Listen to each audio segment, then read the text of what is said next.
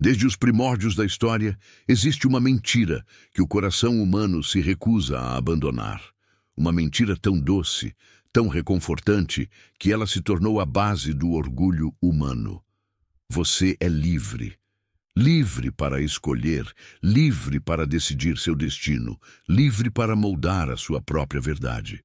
Essa ilusão de autonomia, de ser o próprio senhor do seu caminho, foi a mesma serpente que sussurrou no ouvido de Eva no Éden.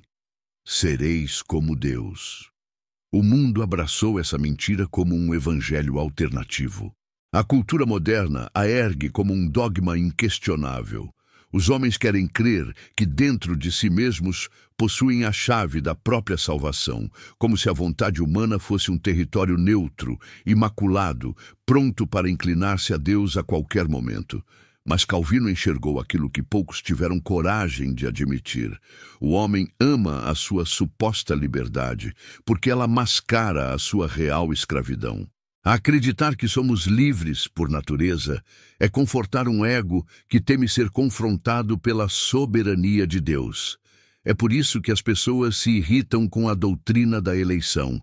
É por isso que o mundo rejeita com violência a ideia de que Deus governa inclusive as vontades humanas. Porque admitir isso seria declarar guerra ao próprio orgulho. Seria reconhecer que o trono nunca foi nosso. A verdade é que a frase "você é livre" soa doce demais, porque ela protege o homem da humilhação de depender de Deus. É um escudo emocional, uma defesa contra a realidade de que não somos mestres de nossa alma, mas escravos de algo muito maior do que nós. E essa escravidão oculta nós iremos desmascarar no próximo ponto. João Calvino não foi o primeiro a falar sobre a escravidão da vontade, mas foi um dos que mais profundamente expôs essa verdade bíblica. Ele sabia que a ideia de livre-arbítrio era uma ilusão confortável, mas completamente incompatível com a realidade do coração humano caído. Para Calvino, a vontade do homem não é uma força autônoma, flutuando livremente no universo, decidindo entre o bem e o mal com neutralidade. Pelo contrário, ele afirma com clareza: a vontade do homem está enredada nos laços do pecado. Ou seja, o ser humano não nasce com uma vontade livre, mas com uma vontade cativa, inclinada de forma natural e inevitável para longe de Deus. O apóstolo Paulo já havia declarado isso em Romanos: não há quem busque a Deus. E Calvino apenas escancarou as implicações dessa verdade. O homem não é livre para escolher a Deus, a menos que Deus, soberanamente, o liberte primeiro. Essa é a escravidão oculta, não visível aos olhos carnais, não reconhecida por aqueles que se julgam senhores de si, mas uma escravidão real, profunda, arraigada na essência do coração humano. O pecado não apenas nos mancha, ele nos domina. Ele não apenas corrompe nossas obras, ele escraviza nossos desejos. A vontade humana, após a queda, não é um campo de batalha equilibrado entre o bem e o mal. É um território já conquistado pelo pecado, governado por um tirano invisível. E é justamente por isso que a salvação não é uma escolha, mas uma libertação. No próximo ponto, veremos como essa corrupção da vontade começa desde a raiz, no pecado original, e como ele cega a nossa percepção da liberdade. Para entender a ilusão do livre-arbítrio, precisamos voltar ao início. Antes da queda, Adão e Eva possuíam uma liberdade real, genuína, dada por Deus. Eles tinham a capacidade de obedecer ou desobedecer. Mas quando estenderam a mão para o fruto proibido, algo mais profundo aconteceu do que uma simples desobediência. A natureza humana foi corrompida em sua raiz. Calvino nos ensina que o pecado original não é apenas a culpa herdada de Adão, mas a deformação da nossa própria constituição espiritual. A mente foi obscurecida, a vontade foi torcida, e os afetos, aquilo que amamos e desejamos, foram envenenados. A partir dali, o homem não apenas praticava o pecado, ele passou a amar o pecado. A sua liberdade foi trocada por um cativeiro disfarçado. E qual é a grande tragédia? O homem acha que continua livre. Ele age como se sua vontade estivesse intacta, como se pudesse, a qualquer momento, voltar-se para Deus por uma simples decisão racional.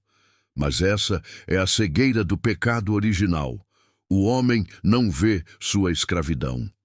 Calvino explica que enquanto a vontade do homem está algemada ao pecado, ele ainda se julga livre porque escolhe conforme seus próprios desejos. Mas ele não percebe que seus desejos já estão corrompidos. A liberdade de escolher não significa liberdade de querer, e sem querer a Deus, o homem jamais o buscará. Portanto, a maior prisão não é aquela imposta de fora para dentro, mas aquela que molda o próprio coração do prisioneiro. O homem é escravo e nem sequer sabe.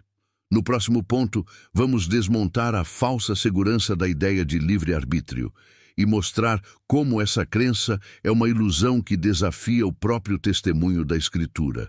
A ideia do livre-arbítrio é a última fortaleza do orgulho humano. O homem pode até admitir que precisa de Deus, que erra, que falha, mas abrir mão da crença de que possui controle sobre a própria vontade é um golpe no centro do seu ego. É por isso que a doutrina do livre-arbítrio se tornou tão popular, mesmo entre aqueles que se dizem cristãos. Ela preserva a ilusão de que o ser humano ainda detém o poder final sobre sua alma. Mas João Calvino foi implacável com essa ilusão. Ele afirma que a ideia de livre-arbítrio, longe de ser um ato de humildade, é, na verdade, uma arrogância disfarçada. Porque, no fundo, ela nega a profundidade da queda e minimiza a extensão da graça. A pergunta é simples, mas devastadora. Se o homem é livre, por que ninguém escolhe a Deus por si mesmo? Se a vontade humana fosse realmente neutra, equilibrada, haveria ao menos um ser humano em toda a história que buscaria a Deus de forma espontânea, sem que Deus o atraísse primeiro. Mas a Escritura é categórica. Não há quem busque a Deus, nenhum sequer. Romanos 3:11. Calvino sabia que, por trás da defesa do livre-arbítrio, existe uma recusa em reconhecer a soberania de Deus sobre o coração humano.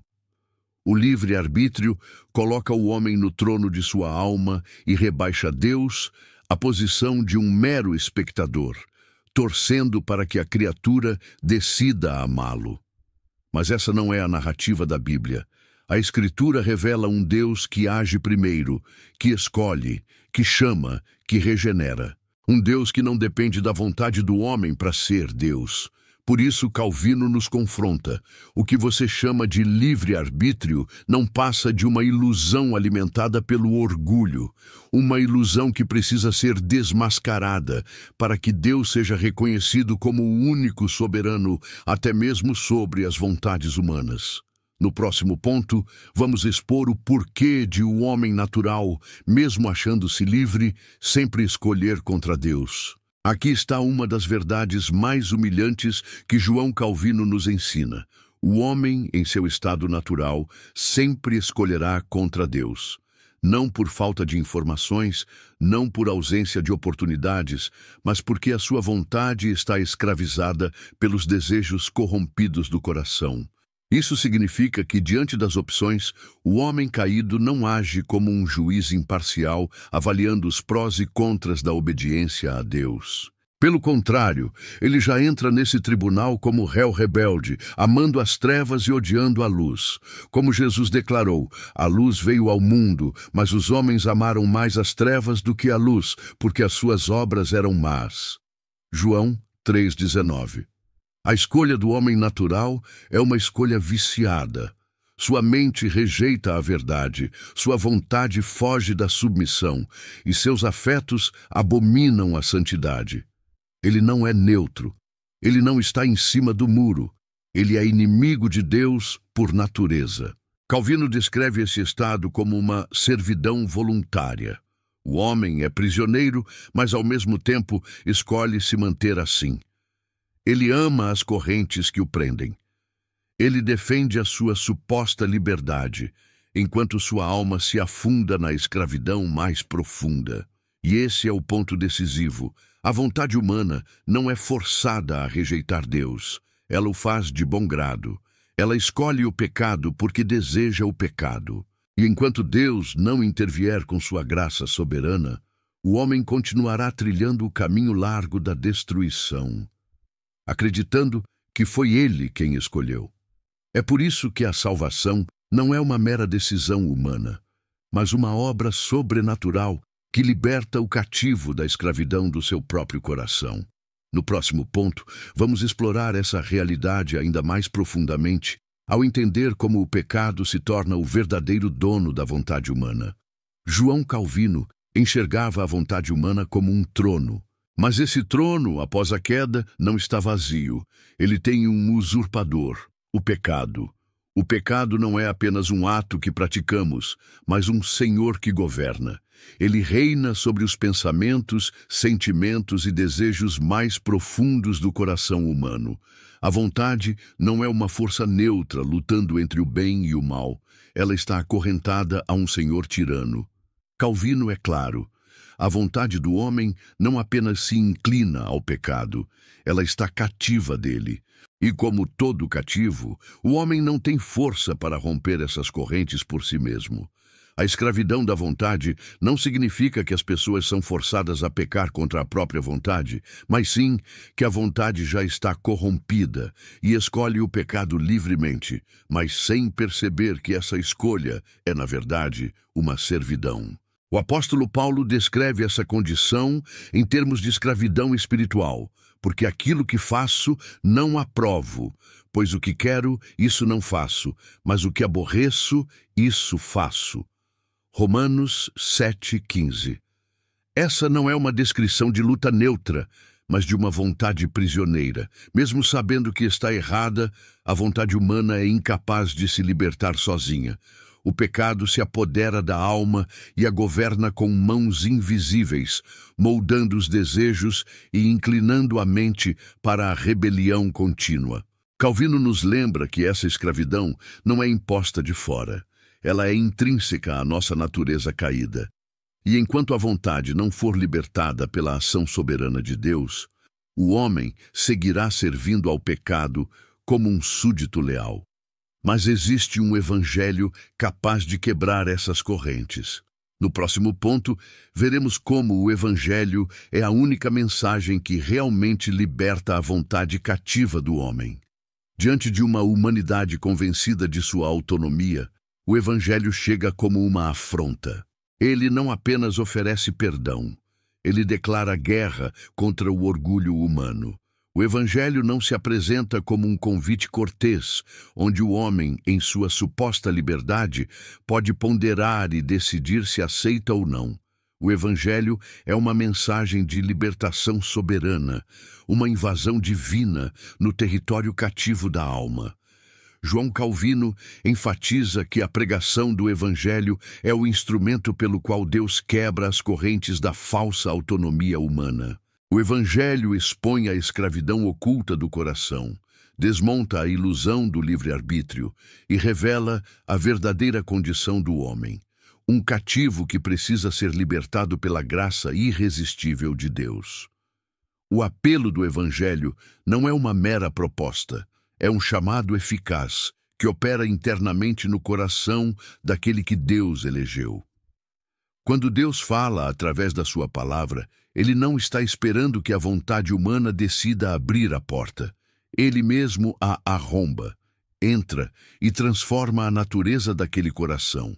Por isso, o Evangelho é um escândalo para o homem orgulhoso.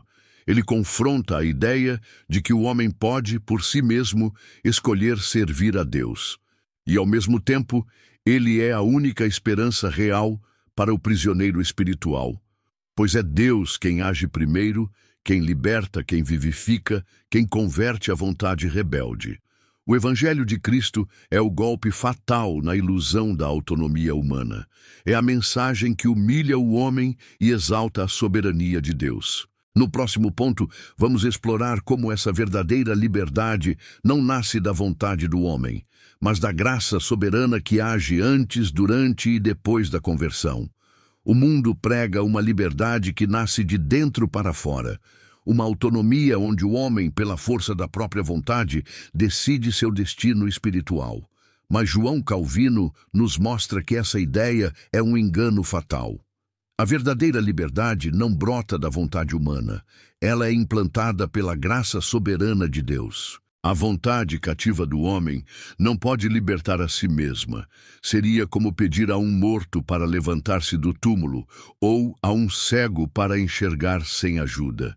A iniciativa da salvação não parte do homem para Deus, mas de Deus para o homem. Como Paulo escreveu, porque Deus é quem efetua em vós tanto o querer como o realizar, segundo a sua boa vontade. Filipenses 2:13. Calvino declara que a vontade não é capaz de querer o bem até que seja regenerada pela graça. Note, isso significa que enquanto Deus não tocar soberanamente no coração, a vontade humana permanecerá rebelde, escrava e impotente.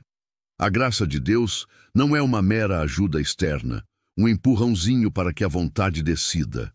Ela é um ato criador, um renascimento espiritual que transforma a própria inclinação da alma.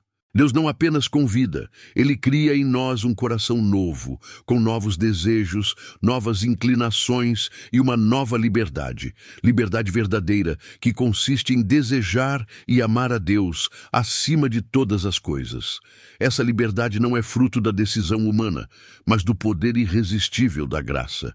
É Deus quem nos arranca das trevas para a luz. E quando isso acontece, a vontade humana, que antes odiava a Deus, passa a amá-lo de maneira voluntária e plena. No próximo ponto, veremos como Calvino colocou essa doutrina em oposição direta ao humanismo, mostrando que o livre-arbítrio é, na verdade, a adoração do Deus do eu. O grande confronto de João Calvino não foi apenas contra doutrinas erradas, mas contra uma filosofia de vida que sutilmente colocava o homem no centro de tudo, o humanismo. Essa corrente exaltava a dignidade, a razão e a capacidade do ser humano, transformando o eu em um altar, onde o próprio homem se torna seu Deus. Calvino enxergou com clareza que o livre-arbítrio, defendido por muitos como uma doutrina inofensiva, era, na verdade, uma expressão refinada do orgulho humanista. Por trás da ideia de que o homem pode escolher a Deus livremente, existe uma crença perigosa, de que o homem é, em última instância, o senhor do seu destino, o autor da sua salvação. Para Calvino, isso era uma blasfêmia. Era uma tentativa de usurpar a glória de Deus e transferi-la para a criatura. O humanismo transformava a salvação em uma conquista humana, onde Deus se tornava apenas um coadjuvante, esperando pela decisão do homem. Mas a Bíblia apresenta o oposto. Deus é o autor e consumador da fé.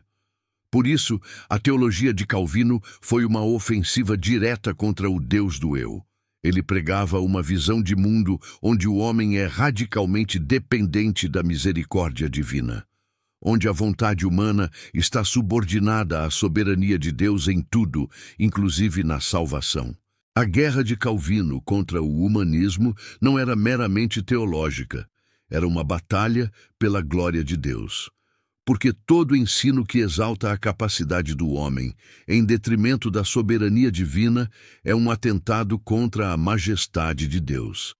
No próximo ponto, veremos como essa ilusão de livre-arbítrio não é apenas um erro doutrinário, mas uma falsa segurança que coloca em risco o destino eterno das almas. Poucas ideias são tão perigosas quanto a de que o homem tem o controle absoluto sobre o seu destino eterno. A doutrina do livre-arbítrio, ao ser mal compreendida, se transforma em uma ilusão fatal. A crença de que a salvação está nas mãos do homem, bastando a ele decidir a qualquer momento voltar-se para Deus. É uma segurança falsa, um conforto que não tem base na realidade espiritual. João Calvino desmascara essa ilusão com firmeza. Ele ensina que o coração humano, dominado pelo pecado, jamais escolherá a Deus se não for antes transformado pela ação soberana do Espírito Santo. A salvação não é uma questão de oportunidade, mas de regeneração. Não é o homem que decide o momento de se render a Deus. É Deus quem decide o momento de vivificar o homem. O livre-arbítrio, quando elevado ao status de senhor do destino eterno, faz do homem um pequeno Deus. Ele se torna o árbitro final do céu e do inferno, como se Deus estivesse sujeito à decisão da criatura. Mas Calvino lembra que essa visão inverte a ordem bíblica. Na realidade, é Deus quem escolhe, quem chama, quem regenera e quem preserva. Essa falsa ideia de autonomia espiritual cria uma falsa paz. O homem acha que, por ainda estar vivo, tem tempo e poder para decidir seu destino em um momento conveniente. Mas a Escritura é clara. Hoje, se ouvirdes a sua voz, não endureçais o vosso coração. Hebreus 3,15. A oportunidade é de Deus, a ação eficaz é de Deus. O controle do destino eterno pertence exclusivamente a Ele. Calvino nos alerta. Achar que a decisão final é nossa é viver em uma ilusão perigosa, que pode adormecer a alma até o momento em que será tarde demais. No próximo ponto, veremos como, paradoxalmente, a verdadeira liberdade só é alcançada quando a vontade humana é subjugada por Deus. Essa é uma das verdades mais chocantes da teologia de João Calvino. A vontade humana precisa ser subjugada, esmagada, antes que possa ser verdadeiramente livre. No mundo, liberdade significa autonomia, independência, autossuficiência. Mas no reino de Deus, liberdade significa submissão. A vontade só é liberta quando é rendida ao senhorio de Cristo. Enquanto a vontade do homem permanece solta, ela é escrava do pecado. A aparente liberdade é, na verdade, uma prisão disfarçada. O homem escolhe, decide, planeja, mas tudo isso dentro dos limites de uma natureza corrompida que jamais se inclinará a Deus voluntariamente. Calvino ensina que Deus não pede permissão à vontade humana para libertá-la. Ele intervém soberanamente, quebra a resistência, dobra o orgulho e traz o coração cativo à obediência de Cristo. Essa subjugação não é uma violência contra a vontade, mas a cura de sua corrupção. Deus não destrói a vontade, Ele a restaura. É nesse momento que a vontade humana é verdadeiramente livre, quando ela está debaixo do governo de Deus. Antes disso, a liberdade é uma miragem. Apenas quando Deus subjuga a alma rebelde, ela é liberta da tirania do pecado. O homem só conhece a liberdade plena quando deixa de ser senhor de si mesmo e passa a ser servo de Cristo. Essa é a grande ironia do Evangelho. A verdadeira liberdade é encontrada na escravidão a Deus. No próximo ponto, vamos abordar a doutrina da eleição. E como Calvino mostra que a escolha de Deus sempre antecede a nossa. Se existe uma doutrina que humilha o orgulho humano até o pó, é a doutrina da eleição. João Calvino a tratava não como um detalhe teológico, mas como a espinha dorsal da soberania de Deus sobre a salvação. Para ele, a eleição não é uma mera previsão do que o homem escolherá. É o ato eterno e soberano de Deus, escolhendo, antes da fundação do mundo, aqueles a quem ele chamará eficazmente. A ideia de que Deus olha para o futuro, vê quem irá crer e com base nisso os elege é totalmente estranha ao ensino de Calvino e, mais importante, ao ensino das Escrituras. A eleição não é uma reação divina à decisão humana. Ela é a causa pela qual o homem decide. Calvino afirma: a eleição de Deus não depende da vontade do homem, mas é a vontade do homem que depende da eleição de Deus. Isso significa que, se alguém crê, é porque Deus já havia, eternamente, decidido conceder-lhe fé. A nossa escolha é fruto da escolha de Deus. É a ação dele, e não a nossa, que inaugura a salvação. Esse ensino destrói qualquer noção de mérito humano. O homem não tem do que se gloriar. Nenhuma decisão, nenhum movimento em direção a Deus acontece antes que Deus incline, regenere e vivifique o coração. A salvação é uma obra de Deus do início ao fim. Por isso, a doutrina da eleição é tão odiada pelo mundo. Ela humilha o homem, tira dele o controle e exalta a soberania absoluta de Deus. Mas para os eleitos, ela é a fonte de toda segurança e gratidão. Porque se dependesse de nossa vontade, nós cairíamos. Mas porque depende da escolha soberana de Deus, a nossa salvação está segura para sempre. No próximo ponto, vamos aprofundar essa verdade ao ver como é o Espírito Santo quem inclina a vontade rebelde a amar a Deus. Nenhuma pregação, nenhum argumento lógico, nenhuma persuasão emocional tem poder para transformar a vontade de um coração rebelde. A mente pode ser convencida, mas o coração continuará endurecido. Calvino ensina que somente o Espírito Santo possui poder para operar no nível mais profundo da alma humana, o nível da vontade. O Espírito Santo não é um mero conselheiro que sugere opções. Ele é o Deus vivo que penetra no âmago do ser e transforma a natureza. Quando o Espírito de Deus age, ele não apenas ilumina o entendimento, mas inclina a vontade que antes se opunha ferozmente a Deus. Ele faz com que o pecador deseje aquilo que antes abominava: a santidade, a verdade, a obediência. Calvino chama isso de graça irresistível, não no sentido de uma imposição forçada, mas no sentido de uma operação divina tão eficaz que o coração é conquistado de forma irresistível. O pecador, ao ser tocado pelo Espírito, não se sente coagido, mas atraído. Sua vontade é liberta das correntes do pecado e, agora renovada, deseja espontaneamente o que Deus deseja. Essa é uma libertação verdadeira. Não é Deus arrastando o homem contra a sua vontade, mas Deus criando nele uma vontade nova. O Espírito Santo não trabalha superficialmente. Ele recria o coração. E uma vez transformado, o homem segue a Cristo de todo o coração, não por obrigação, mas por prazer. Sem essa obra regeneradora do Espírito, o homem permaneceria escravo de sua rebelião. Mas quando o Espírito age, a vontade rebelde se curva em adoração. No próximo ponto, vamos expor a grande ironia. Quando o homem insiste em sua liberdade, ele se prende à prisão mais profunda de todas.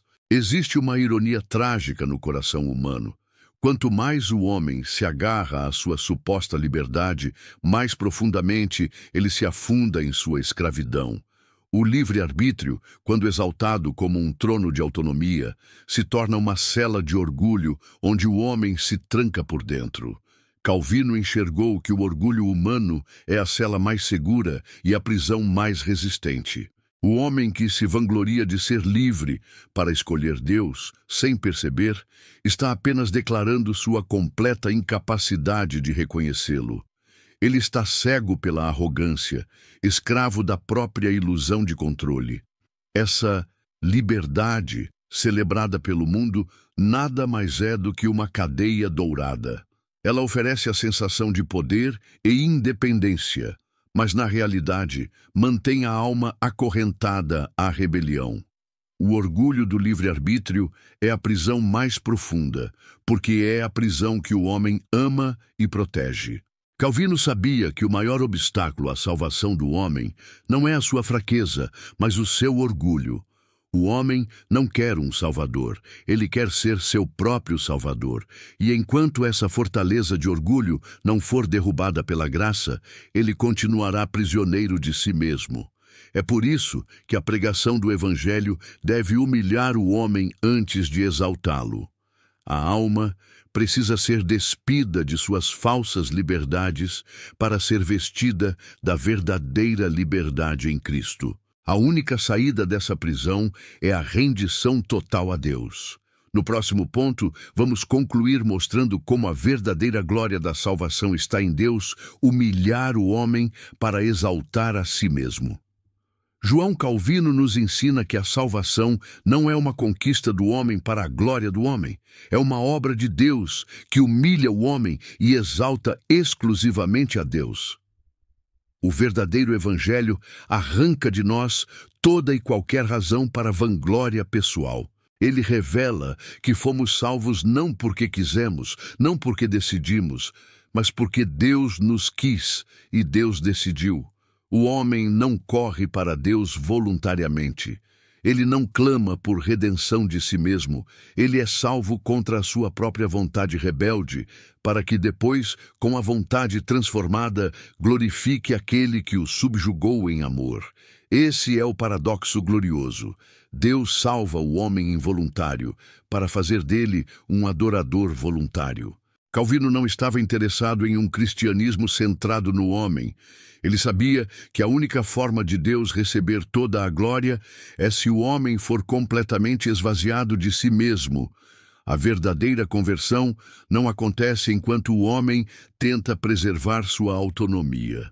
Ela só ocorre quando ele é confrontado pela realidade de sua incapacidade, levado ao chão pela verdade, e então levantado pela mão soberana de Deus. É por isso que a doutrina da eleição, a regeneração soberana e a graça irresistível não são conceitos frios. Elas são a trilha sonora da glória de Deus triunfando sobre o orgulho humano. A salvação do homem é, do início ao fim, um espetáculo da glória divina, onde o homem é humilhado e Deus é exaltado. No fim, só resta ao salvo uma única frase: foi tudo dele, por ele e para ele. A ele seja a glória eternamente.